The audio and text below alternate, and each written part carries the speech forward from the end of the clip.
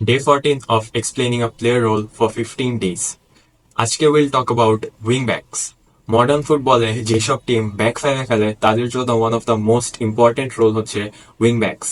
Wing backs এর নাম শুনলে আমরা বুঝতে পারি this is a fusion of two player roles, যেটা হচ্ছে ফুল ব্যাকস প্লাস উইঙ্গার্স, যে জায়গা থেকে we get the role wing backs.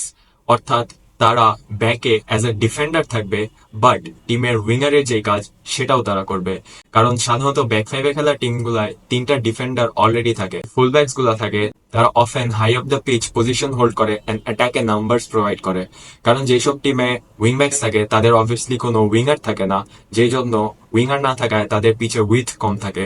আর পিছে উইথ কম থাকলে তখন প্লেয়ার কন্ট্রাকশন বেশি হয়, যেটা অবভিয়াসলি তাদের জন্য ভালো না। এই জন্য they often tend to go upwards and they try to create more and more chances.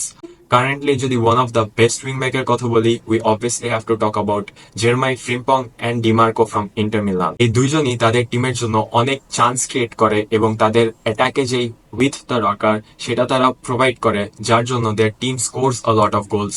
আর এই জন্য অনেক গোলে তাদের ডিরেক্ট ইনভলভমেন্টও দেখা যায়। ফুটবল যেভাবে ইভলভ করতেছে, এই রোলের প্লেয়ারদের ভ্যালু দিন দিন ততটাই বাড়তেছে, because coaches want a pragmatic system but with a lot of attacking force. Towards the whole series, make sure to follow our page and thank you for watching.